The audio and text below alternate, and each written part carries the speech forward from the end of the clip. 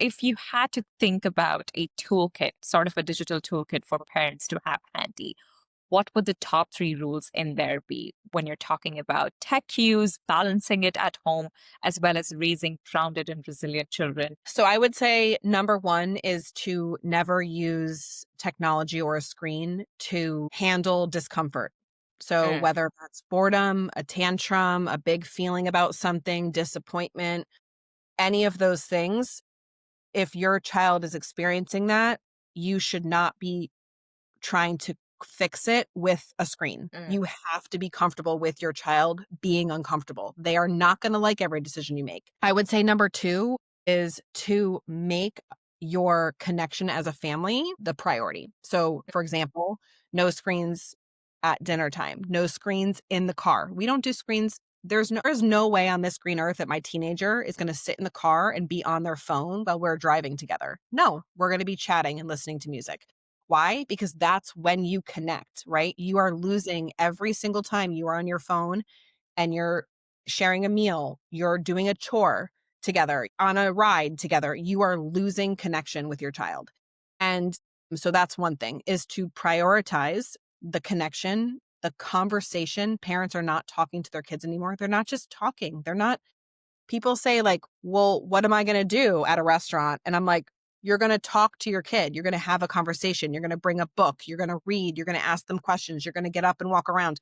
You're going to connect and be in the moment with your child." That has been lost, and that needs to come back because that's so important. And that gets to like, how do you want your child to come to you. You wanna have a good relationship with them.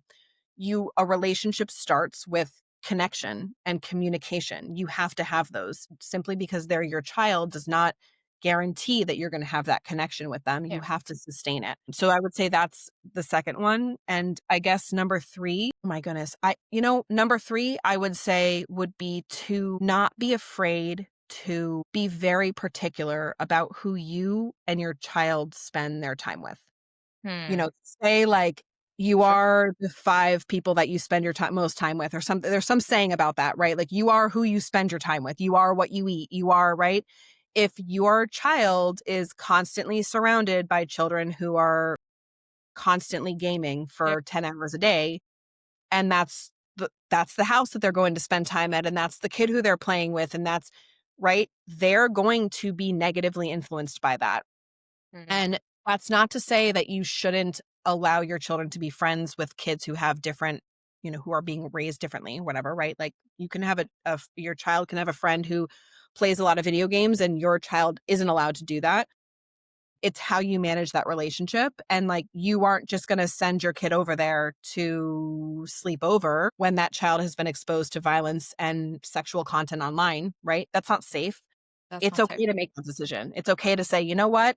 Johnny, his behaviors and the way that he goes through his life, we don't want you to be constantly surrounded by that. And so we're going to manage that relationship in whatever way we need to. And for you as a parent to seek out other families that are on the same page, and doesn't have to be perfect. It's never going Hmm. to be, but to try to find other families that have a similar viewpoint in terms of screens and how they're used.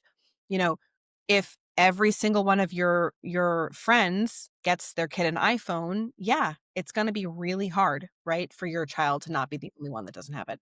So find other families and other kids that don't subscribe to that or that have a similar value in terms of how they approach technology, and try to cultivate those relationships and know that it's okay for you to say no to a relationship or to a friendship or to a house or to a child or, to a situation that doesn't serve your family and that brings them down a path that you don't want them to go down, if that makes sense. Yeah. So I say that would probably be the biggest three.